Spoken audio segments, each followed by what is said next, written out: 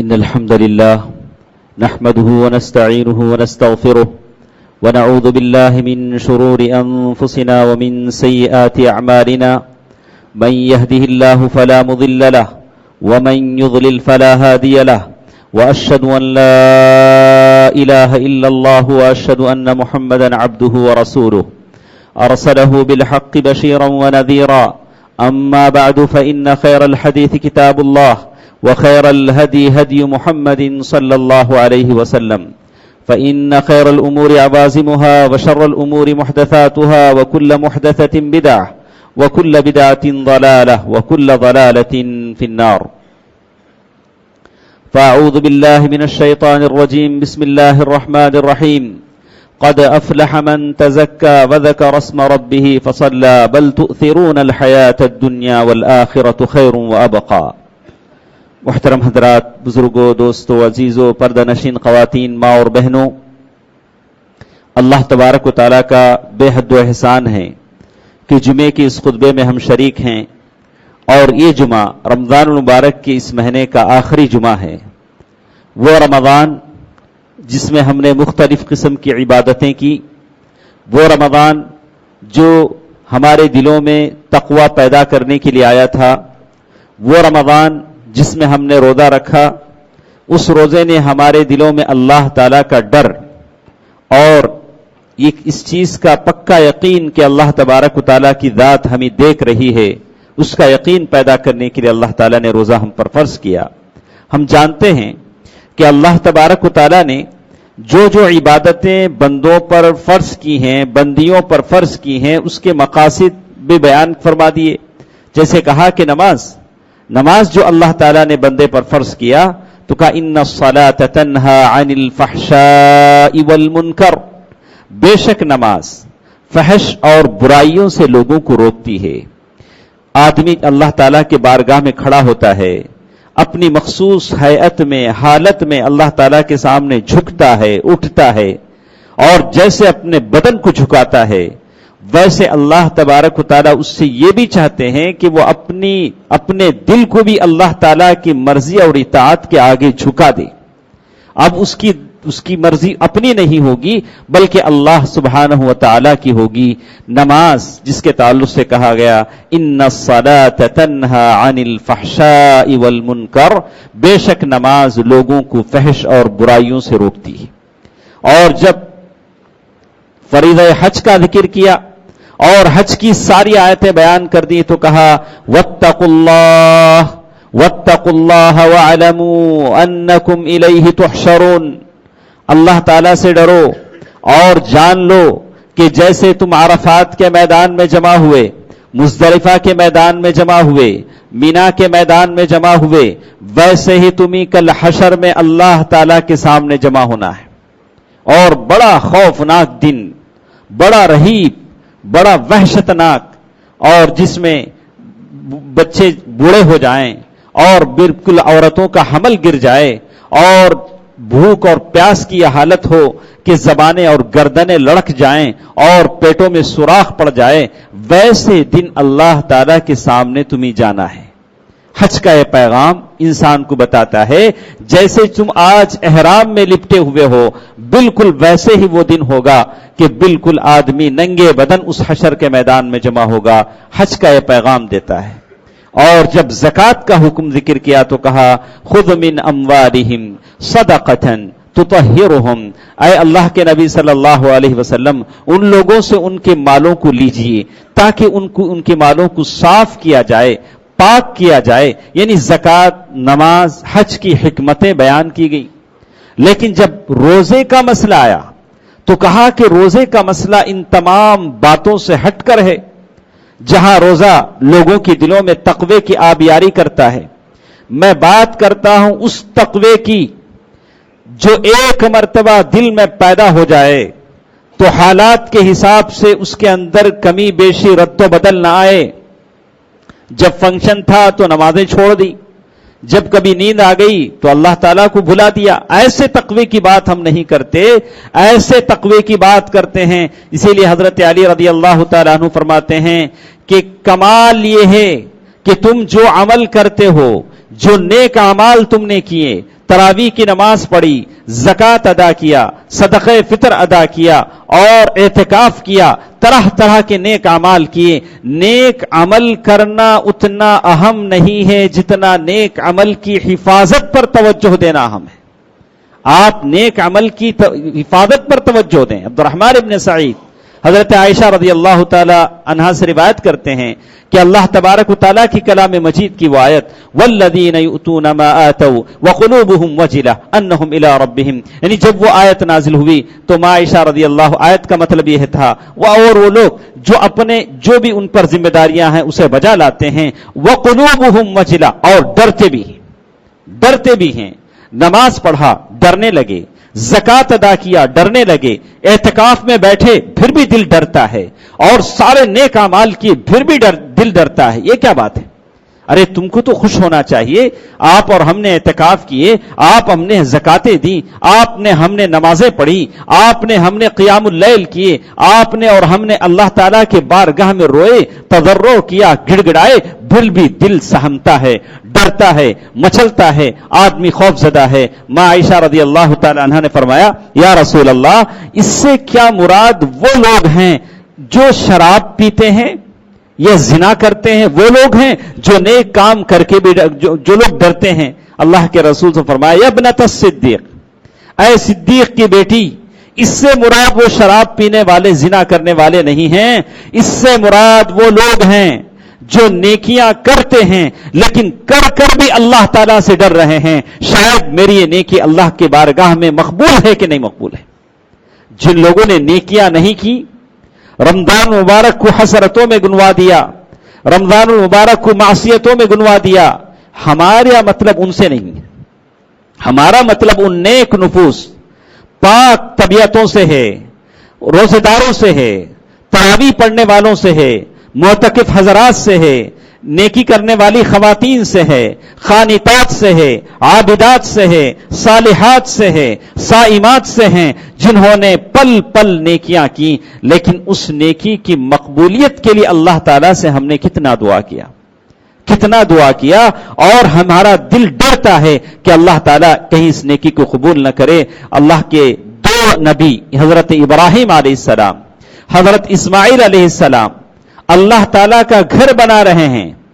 اللہ تبارک و تعالیٰ نے گھر بنانے کا حکم دیا، کعبۃ اللہ بنا رہے ہیں اور اللہ تعالیٰ سے دعا کر رہے ہیں ربنا تقبل منا انک انت السمیع العلیم. اے اللہ اس کام کو قبول فرما. اللہ کے گھر سے بڑھ کر بنانا کون سا کام ہو سکتا ہے؟ لیکن دل میں ڈر بھی ہے کہ کہیں اللہ تعالیٰ کسی معمولی خطا کی وجہ سے قبول نہ کریں، معمولی غلطی کی وجہ سے ہمارے اعمال اکارت نہ جائیں. میری یہ باتیں ہمتوں کو پست کرنے کے لیے نہیں ہیں، میری یہ باتیں محاسبہ نفس کے لیے ہیں. آپ اپنے نفس کا احتساب کریں، میں میرے نفس کا احتساب کروں.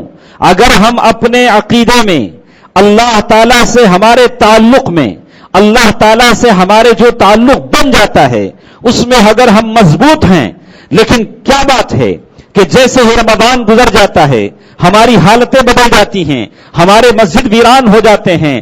وہ لوگ جو فجر کی نماز میں آدھ گھنٹے پہلے اٹھ کر آ جاتے تھے اور فجر کی نماز ختم ہونے کے بعد 2-3 گھنٹوں تک بھی اپنے بستروں پر پڑے رہتے ہیں، یہ ایمان میں اتنا فرق کیوں پیدا ہو جاتا ہے؟ ہماری زندگیاں کیوں ایسے بدل جاتی ہیں؟ کیا رمضان نے وہ تقویٰ ہمارے اندر پیدا نہیں کیا جو پیدا ہونا چاہیے تھا؟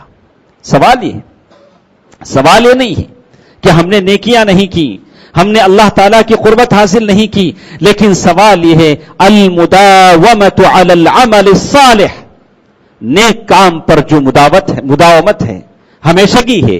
اللہ کے نبی صلی اللہ علیہ وسلم کہہ رہے ہیں، اللہ کے نبی صلی اللہ علیہ وسلم کے بارے میں ماں عائشہ رضی اللہ تعالیٰ عنہ کہہ رہی ہیں کہ کہا المداومہ، کہا کہ اللہ کے رسول صلی اللہ علیہ وسلم جو بھی کرتے ہمیشگی کے ساتھ کرتے. دوستو، عزیزو، پردہ نشین خواتین، ماں اور بہنوں، ہمیں ٹھنڈے دل کے ساتھ غور کرنا چاہیے. ہم اس پالیسی کو بدل لیں، اس منافقت کو بدل لیں. رمضان میں اللہ، جب رمضان جیسے ہی جاتا ہے ہم اپنے نفس کے پجاری بن جاتے ہیں، ہم اپنے خواہشات کے پجاری بن جاتے ہیں. صحیح معنی میں وہ ایمانی روح، لیکن مجھے یقین ہے میں بہت سارے ایسے لوگوں کو جانتا ہوں رمضان میں انہوں نے بدل لیا اور آج تک بھی وہ اپنی حالت پر ہیں ماشاءاللہ. اللہ تعالیٰ ایسے لوگوں کو زیادہ کرے. رمضان میں ان کی زندگیاں بدلی, رمضان نے ان کو بدلا, رمضان نے کچھ ایسے نوجوان دیے, رمضان نے کیا کیا نہیں دیا. اللہ اکبر. رمضان نے ہمیں آنسو بھی دیے, ہم رمضان میں کھڑے روتے بھی رہے.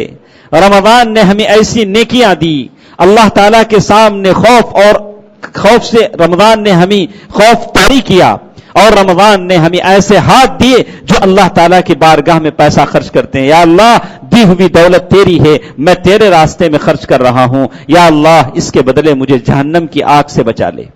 رمضان نے قرآن مجید کی تلاوت کی برکتیں بھی دی. قرآن مجید سمجھ کر ہم نے پڑھا. کتنے پاک نفوس ہمیں اللہ تعالیٰ نے عطا کیے کہ رمضان میں معتکف تھے, سارا کاروبار چھوڑا, ساری مشغولیتیں چھوڑی, ماں باپ کو چھوڑا, چھوٹے بچوں کو چھوڑا, بیوی کو چھوڑا, معتکف بن گئے. یہ رمضان کی خیرات و برکات ہیں. اور قیام اللیل کیا, تہجد کی نماز پڑھی, تراویح کی نماز پڑھی, صدقہ فطر عطا کیا. یہ رمضان کی خیرات و برکات ہیں. مواسات بھی کیا, غریبوں سے غمخاری بھی کی, اللہ تعالیٰ سے تضرع کیا. کیا ان برکتوں کو ہم بھول جائیں گے رمضان کے بعد؟ کیا پھر اس پرانی زندگی پر ہم لوٹ جائیں گے؟ وہ پرانی زندگی جو بالکل جانوروں کی طرح اپنے بستروں پر سوئے ہوئے ہیں, اللہ اکبر کی صدائیں ہوتی ہیں. دوستو, عزیزو, پردہ نشین خواتین, ماں اور بہنوں, میں پھر ایک بار رمضان مبارک کی اس جمعے میں میں آپ کو یاد دلانا چاہوں گا, ہم اپنی زندگیوں کو بدل لیں, ہم اپنی زندگیوں کے شب و روز کو بدل لیں. آپ کو اور مجھے بالکل صحیح اسلام کی طرف لوٹنا ہے اور ایک صحیح مجاہد کی طرح جینا ہے. حالات بدل رہے ہیں, حکومتیں بدل چکی ہیں, انہوں نے اپنی پالیسیاں بدل لی ہیں. اگر ہمارے بچے, ہمارے نوجوان فجر کی نماز کی پابند نہ بنے اور دروس سے, مواعظ سے اپنے آپ کو, ایمان کو تقویت نہ دیں, پتہ نہیں کیسے حالات آئیں گے. ان حالات کا ہم مقابلہ کیسے کریں گے؟ حالات بدل رہے ہیں, شب روز دشمن اپنی چال چل رہا ہے, لیکن ہم مسلمان ہیں جنہیں دیکھ کے شرمائے ہنود ہم اپنے بستروں پر سو رہے ہیں. ہمیں اپنے فکر سے مطلب ہے, قوم کے حالات سے ہمیں کوئی مطلب نہیں ہے. میں چاہتا ہوں کہ ہر بچہ اپنی جگہ ایک اچھا انجینئر بنے, ڈاکٹر بنے, ایک اچھا آفیسر بنے, لیکن ساتھ ساتھ ایک مسلمان بھی بنے. سب سے پہلے مسلمان بنے. اپنے بچے کو مسلمان بنائیے, اسے تیرنا سکھائیے, اسے سمندر میں بھی ڈالیے, وہ جیت کر آ جائے گا, تیر کر آ جائے گا. اگر آپ اسے اسلام نہ دیں اور ایسے اسکولوں میں پڑھائیں جہاں دہریت کی تعلیم دی جاتی ہے, منافقت کی تعلیم دی جاتی ہے, کافرانہ ملحدانہ تعلیم دی جاتی ہے, تو وہ آپ کا بچہ آپ کی اور میرے مرنے کے بعد مغفرت کی دعا کرنے کے قابل بھی نہیں ہوگا. قوم کے لیے کوئی خدمت کرے دور کی بات, وہ ہمارے اور آپ کے لیے مغفرت کی دعا بھی نہیں کرے گا. اس کے بس ایک آنکھ میں عیسیٰ مسیح کی وہ فوٹو نظر آتی ہے, مریم کی وہ اسٹیچو نظر آتی ہیں, دوسری آنکھوں میں وہ بتوں کی, وہ غیروں کی بتیں نظر آتے ہیں. یہ بت کدا اپنے دل میں لیے ہوئے تمہارے لیے کیا مغفرت کرے گا؟ کوشش کریں, اپنے بچے کو مسلمان بنائیں اور اپنی زندگیوں کو بدل لیں. رمضان نے بہت اچھا موڑ ہمارے سامنے رکھا ہے. یہ ہماری زندگی کا تبدیلی کا موڑ ہے. ہمیں چاہتے ہیں کہ ہمارے بچوں میں سب سے پہلے اسلام کی روح ان کے دلوں میں پھونک دیں, اسے مسلمان بنائیں, ایسا مسلمان بنائیں جو حالات کا تدارک کرتا ہو, ہوش و حواس کے ساتھ جیتا ہو, جذبات کے روح میں بہہ نہ جاتا ہو, اور غلط بچوں کی صحبت میں پڑھ کر اپنے اسلام پر, اپنے ماں باپ پر داغ اور کلنک نہ لگاتا ہو. ایسا مسلمان بچہ ہم تیار کریں. اللہ تعالیٰ نے بڑا فضل کیا کہ رمضان کے اس مبارک موقع پر ہماری مسجدیں آباد تھیں. دوستو عزیزو, پردہ نشین خواتین, ماں اور بہنوں, پھر بات وہی رہ جاتی ہے, المداومہ. یہ اثر ہمارے اندر کیا چھوڑتا ہے اور کہاں تک یہ اثر ہمارے ساتھ لے جاتا ہے؟ اللہ کے رسول صلی اللہ علیہ وسلم جب بھی نیک عمل کرتے بالکل اس نیک عمل کے ساتھ جڑے رہتے. رمضان میں ہم نے فجر کی نماز کی بڑی پابندی کر دی, آدھا گھنٹے سے پہلے اٹھ کر آنے لگے, ساری راتیں ہم نے جاگی. تو رمضان کے بعد تہجد اس کا التزام کرے اور اس کا انتظام کرے. اللہ تبارک و تعالیٰ نے پیارے نبی کو خاص اس کا حکم دیا, قم اللیل, راتوں کو کھڑے ہو کر کچھ دیر عبادت کیجیے. یہ اشد اطأ واقوم قیلا. آپ ایسا کریں گے تو وہ بہت زیادہ اچھا ہے کہ آپ کو اللہ تعالیٰ کا مطیع اور عبادت گزار بنا دے. آپ تہجد کی پابندی کریں اور فجر کی نماز. اللہ اللہ اللہ تبارک و تعالیٰ یہ نہیں چاہتے کہ ہر وہ مسلمان جو بالغ ہو عاقل ہو فجر کی نماز میں وہ اپنے بستر پر سو رہا ہو اسے کوئی عذر نہ ہو. اور کوئی عورت جو بغیر عذر کے فجر کی نماز کے وقت اپنے بستر پر سو رہی ہو اس سے بدنصیب کوئی نہیں ہے. دوام اتصال القلب بخالقہ. آدمی اللہ تعالیٰ سے ہمیشہ اپنا دل لگائے رکھے. رمضان نے اللہ تعالیٰ سے دل لگانا سکھایا. ابن قیم رحمہ اللہ کی وہ بات میں نے نقل کی. خاص کر اعتکاف کی جو سنت رکھی گئی اسی لیے رکھی گئی کہ آدمی اعتکاف میں اللہ تعالیٰ سے رشتہ جوڑتا ہے, ایسا رشتہ بن جاتا ہے اور اسی انسیت ہو جاتی ہے کہ یہ انسیت کل اسے خبر میں کام آئے گی جب منو مٹی کے نیچے اسے ڈھکیل کر سارے لوگ آ جائیں گے واپس. اب اس کا کوئی نہیں ہوگا, وہاں اللہ سبحانہ و تعالی کی انسیت اس کے ساتھ ہوگی اور یہ تعلق کل خبر میں اسے کام آئے گا. آدمی اللہ تعالیٰ سے اپنے تعلق کو جمائے رکھے. الدوام سبب لمحبت اللہ تبارک و تعالی. آدمی اللہ تعالیٰ سے تعلق بنائے رکھتا ہے, یہ اللہ تعالیٰ سے قربت کا ایک سبب ہو جاتا ہے. حدیث قدسی میں اللہ تعالیٰ نے ہی کہا ما زال عبدی یتقرب الی بالنوافل. اللہ تعالیٰ کہتے ہیں کہ میرا بندہ نفل نمازیں پڑھتا ہے یہاں تک کہ میرے قریب ہو جاتا ہے. لوگ بڑے بڑے مالداروں کی قربت چاہتے ہیں, سیاست دانوں کی قربت چاہتے ہیں اور غلط لوگوں کی قربت چاہتے ہیں, تو کیا میں اور آپ اللہ تعالیٰ کے قریب ہونا نہیں چاہیں گے؟ اللہ تعالیٰ کی قربت نہیں چاہیں گے؟ اللہ تعالیٰ کی قربت کے لیے نوافل کا انتظام کیجئے, نوافل کا التزام کیجئے جو اور اس پر ہمیشگی اختیار کیجئے. اللہ تعالیٰ آپ کو قریب کر دے گا. یہ رمضان مبارک کا مہینہ تھا جس میں اشراق کی نماز پڑھتے تھے اور ساری مسجد منور تھی. کیا رمضان کے بعد ہم اس کو چھوڑ دیں گے؟ کیا رمضان کے بعد اس سے کوئی ہمارا تعلق نہیں ہوگا؟ عصر کی نماز سے پہلے 4 رکعت اور زوال کے بعد سے اور فجر کی نماز کے پھر 4 رکعت, یہ جو ساری فضیلتیں بتائی گئیں اسی لیے بتائی گئیں کہ اللہ تعالیٰ کا تقرب حاصل کریں. سبب للنجات من الشدائد. آدمی اللہ تعالیٰ سے تعلق جڑائے رکھتا ہے اور مداومت رہتی ہے, کنٹینیوشن رہتا ہے, تو یہ آپ کی زندگی کے مصیبتوں میں کام آتی ہے. آپ کی مصیبتوں میں یہ چیز کام آتی ہے. احفظ اللہ یحفظک. اللہ کے رسول صلی اللہ علیہ وسلم نے فرمایا کہ اللہ تعالیٰ کو یاد رکھو, اللہ تعالیٰ تم کو یاد رکھے گا. اللہ تعالیٰ کو خوشی میں یاد رکھو, اللہ تعالیٰ تمہارے غم میں تم کو یاد رکھے گا. بہت سارے ہیں مصیبت جب آتی ہے تبھی اللہ بولتے ہیں, بیمار جب ہوتا ہے تبھی اللہ بولتا ہے, جب خوشی میں ہو تب اللہ کو پکاریے, جب مصیبت میں نہ ہو, جب تنگدستی نہ ہو, جیب پیسوں سے بھرا ہو تب اللہ تعالیٰ کو یاد کیجیے, جب جیب خالی ہوگا تو اللہ تعالیٰ تم کو یاد کرے گا. دونوں شکلوں میں اللہ تعالیٰ کو یاد کیجیے.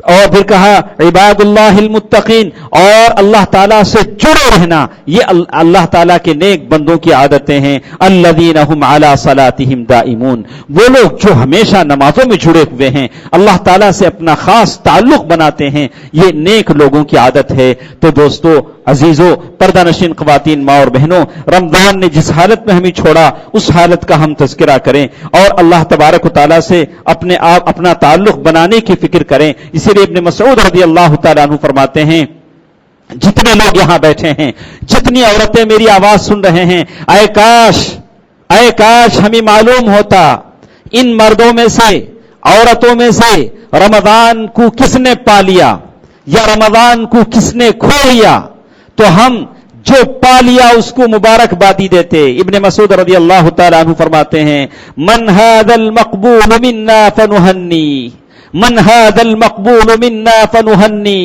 اگر ہم کو معلوم ہو جاتا وہ اللہ تعالیٰ کا نیک بندہ کون ہے جس کی گردن جہنم سے آزاد کر دی گئی اور جس کو اللہ تعالیٰ نے جنت کا پروانہ دے دیا. اللہ تعالیٰ کا نیک بندہ وہ ہے کون ہے جس کی زکوٰۃ قبول کر لی گئی, جہنم کی آگ اس پر حرام کر دی گئی. اللہ تعالیٰ کا نیک بندہ کون ہے جس کے روزے اور قیام اللیل کو اللہ نے قبول کر دیا. فنہنی, ہم اسے مبارکبادی دیتے.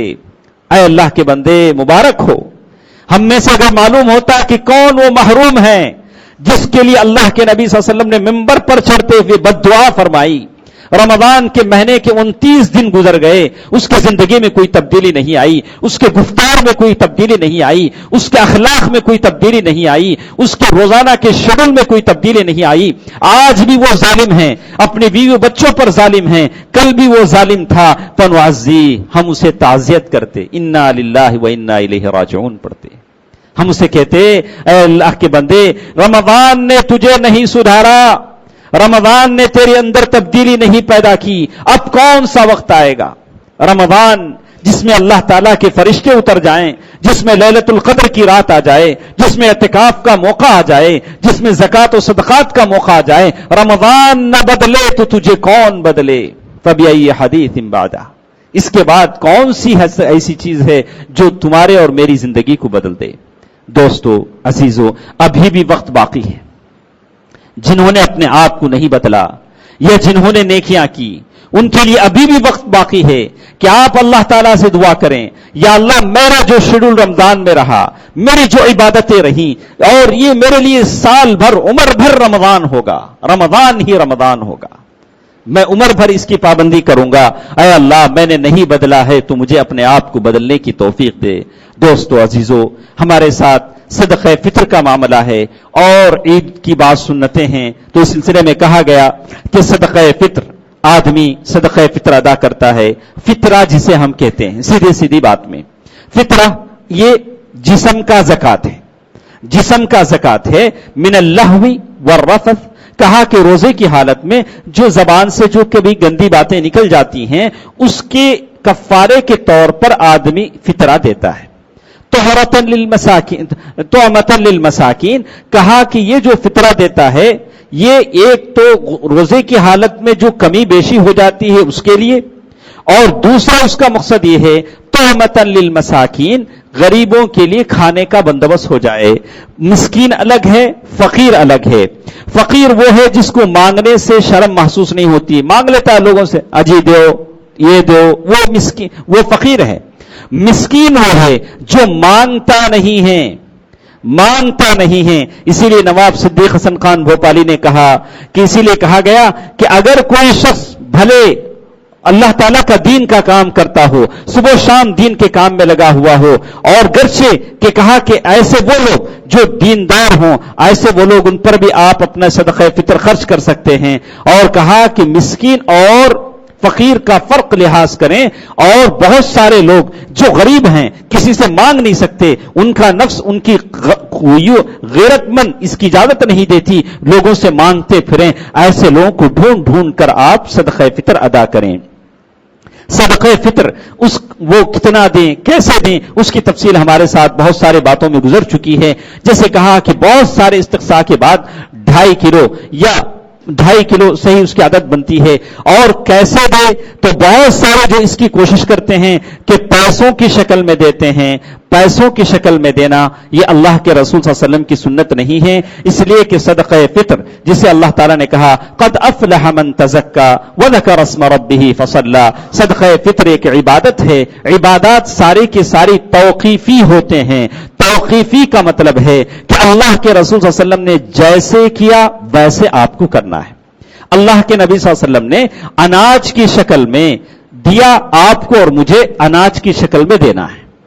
پیسوں کی شکل میں کیوں دیتے ہیں؟ آسان ہے، لینے والا بھی لیتا ہے اور دینے والا بھی دیتا ہے۔ کہا کہ ہر آسان چیز عبادت کا نام نہیں دی جاتی، کوشش کرے کہ آپ اناج کی شکل میں دیں، اور کیسے دیں؟ جو عام غذا وہاں ہوگی ویسے دے گا۔ اور آدمی جیسے کچھ چاول کھاتا ہے، بہت سارے لوگ پوچھتے ہیں صدقہ فطر کتنا ہے، صدقہ فطر کتنا ہے، بعض لوگ مسجد پر لکھ دیتے ہیں، بورڈ پر لکھ دیتے ہیں، بات ایسی نہیں ہے۔ آپ جتنا چاول کھاتے ہیں، 50 روپے کا چاول کھاتے ہیں، 60 روپے کا چاول کھاتے ہیں، اگر آپ ہمیشہ باسمتی چاول کھاتے ہیں تو اس حساب سے دیجیے، اس حساب سے 2.5 کلو 3 کلو اس حساب سے دیجیے کہ اس کا کتنا قیمت بنتا ہے، اس کا حساب دیجیے۔ اگر کوئی کہے کہ میں زیادہ کم دے دوں تو دے سکتا ہوں، کہا کہ ٹھیک ہے۔ اگر کوئی اگر فطرہ اگر 150 بنتا ہے، اگر آپ 200 دینا چاہتے ہیں تو 150 فطرہ ہوگا، 50 روپے آپ کے صدقے کے ہوں گے، آدمی دے سکتا ہے، کمی بیشے کے حساب سے دے سکتا ہے۔ اور اس کے دینے کا وقت کون سا ہے؟ تو کہا گیا کہ عید کی نماز سے پہلے، عید کا چاند دیکھنے کے بعد، عید کی نماز سے پہلے یہ سب سے بہترین وقت ہے۔ عید کا چاند دیکھنے کے بعد سے عید کی نماز سے پہلے تک کا یہ بہترین وقت ہے۔ اگر 2 دن 3 دن پہلے اگر کوئی دے لیتا ہے تو کوئی حرج نہیں، کوئی حرج نہیں ہے، آدمی اس کی کوشش کرے۔ اور اسی لیے سلف نے کہا کہ اگر عید کی چاند دیکھنے سے پہلے 1 منٹ بھی اگر کوئی بچہ پیدا ہوتا ہے تو اس کا صدقہ فطر بھی ادا کریں گے۔ اگر 1 منٹ پہلے اگر کوئی مر گیا تو اس کا صدقہ فطر نہیں ہوگا۔ بالکل صحیح بات کہا کہ اگر 1 منٹ پہلے بھی اگر کوئی بچہ پیدا ہو جاتا ہے، اب کون کس کا صدقہ فطر ادا کرے؟ تو کہا کہ آپ پر جن جن کی ذمہ داری ہے، آپ کی بیوی کا فطرہ آپ ادا کریں گے، آپ کے بچوں کا فطرہ آپ ادا کریں گے، آپ کے ماں باپ کا فطرہ جو آپ کی زیر کفالت میں پلتے ہیں ان کا فطرہ آپ ادا کریں گے۔ اور یہ اللہ کے رسول صلی اللہ علیہ وسلم نے اس کا حکم دیا، گرچہ کہ حضرت عثمان غنی رضی اللہ تعالیٰ عنہ سے بعض روایتیں آتی ہیں کہ حمل کا الحبل یعنی حمل کا فطرہ بھی انہوں نے دیا ہے، لیکن ضعیف چیز ہے، ثابت رہی ہیں۔ تو کہا کہ آدمی کوشش کرے اللہ اور اس بات کا یہ کرے کہ سنت کے مطابق عبادات کو بجا لائے۔ اور بات آتی ہے عید کی، عید اس کے کچھ آداب ہیں، سنتیں ہیں، اور عید عید میں کچھ بدعتیں ہو جاتی ہیں، کچھ معصیتیں ہو جاتی ہیں۔ اللہ تبارک و تعالیٰ کہتے ہیں وَلِتُكَبِّرُوا اللَّهَ عَلَى مَا هَدَاكُمْ وَلَعَلَّكُمْ تَشْكُرُونَ، اور جب عید کا چاند دیکھ لو تو اللہ اکبر اللہ اکبر اللہ تعالیٰ کی تکبیر بیان کرو۔ اس سے بڑھ کر کوئی عبادت نہیں ہے کہ اللہ کی زمین پر اللہ تعالیٰ کی تعریف بیان کی جائے۔ تعریف بیان کرو، اڑتے چلتے شاپنگ کے لیے جا رہے ہو تو کوئی بات نہیں، جاتے جاتے تکبیر بیان کرو، آتے آتے تکبیر بیان کرو، اللہ اکبر اللہ اکبر۔ عید کا چاند جیسے ہی دیکھ لیا اللہ تعالیٰ کی تکبیر بیان کرو، اور اچھے لباس پہننا، اور عید کی نماز کے لیے آتے آتے کچھ کھا کر آنا، اور عید الفطر کی سنتوں میں شامل ہے۔ اور آدمی جتنا چاہے اللہ تعالیٰ کی تکبیر بیان کرے، اچھے خوبصورت لباس پہننا، اور اسی طرح اس موقع پر مواسات کرنا، خیر خواہی کرنا،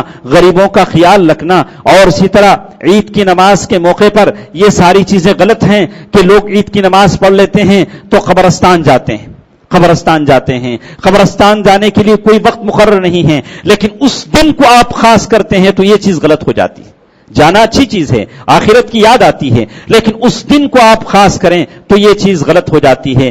آدمی اس کا خیال رکھیں۔ اور صحابہ کرام سے ثابت ہے، حدیث صحیح ہے، تقبل اللہ منا ومنکم، آدمی عید کی مبارکبادی دے سکتا ہے، تقبل اللہ منا ومنکم، لیکن اس کے لیے کارڈ بنایا جائے۔ کارڈ بھلے آپ سافٹ بنائے یا ہارڈ بنائے واٹس ایپ میں، صحیح نہیں ہے۔ البتہ یہ کہہ سکتے ہیں کہ تقبل اللہ منا ومنکم آدمی کہہ سکتا ہے، لکھ سکتا ہے، اور دوستوں سے کہہ سکتا ہے۔ تو قبرستان جانا اس دن کے لیے خاص کرنا یہ صحیح نہیں ہے۔ اور خاص کر عید کی حرمتوں میں جو چیز ہے کہ عید کی نماز جیسے ہی آئی آپ نے بالکل جو داڑھی بنی تھی ماشاءاللہ اسے بالکل شیو کر لیا۔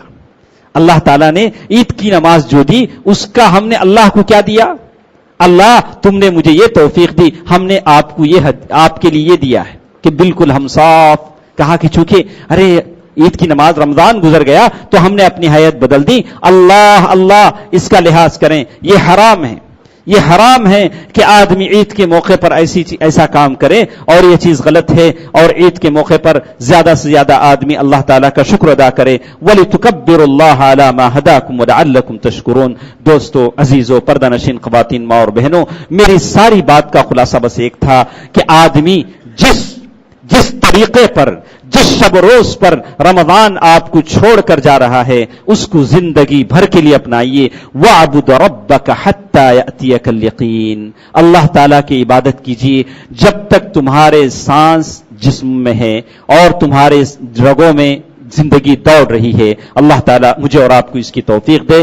اللہ تعالیٰ جتنے حاضر ہیں اللہ تعالیٰ تمام کو اپنے مغفور بندوں میں شامل فرمائے۔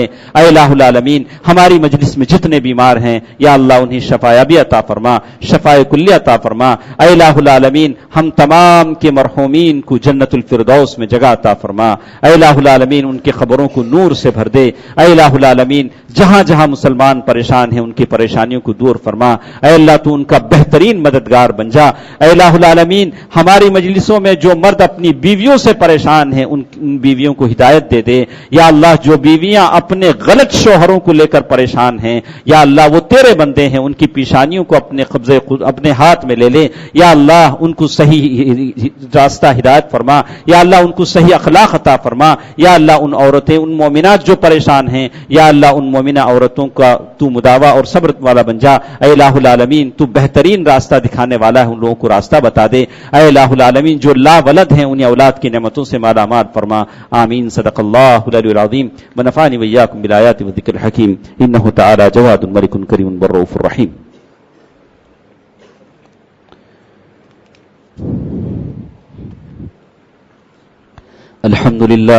الحمد لله نحمده ونستعينه ونستغفره ونؤمن به ونتوكل عليه ونعوذ بالله من شرور أنفسنا ومن سيئات أعمالنا من يهده الله فلا مضل له ومن يضلل فلا هادي له وأشهد أن لا إله إلا الله وأشهد أن محمدا عبده ورسوله أرسله بالحق بشيرا ونذيرا أما بعد فإن خير الحديث كتاب الله وخير الهدي هدي محمد صلى الله عليه وسلم فإن خير الأمور عوازمها وشر الأمور محدثاتها وكل محدثة بدعة وكل بدعة ضلالة وكل ضلالة في النار فأعوذ بالله من الشيطان الرجيم بسم الله الرحمن الرحيم إن الله وملائكته يصلون على النبي يا أيها الذين آمنوا صلوا عليه وسلموا تسليما اللهم صل على محمد وعلى آل محمد كما صليت على إبراهيم وعلى آل إبراهيم إنك حميد مجيد اللهم بارك على محمد وعلى آل محمد كما باركت على إبراهيم وعلى آل إبراهيم إنك حميد مجيد اذكروا الله يذكركم وادعوه يستجب لكم ولذكر الله تعالى وأولى وعز وجل وأتم وأهم وأكبر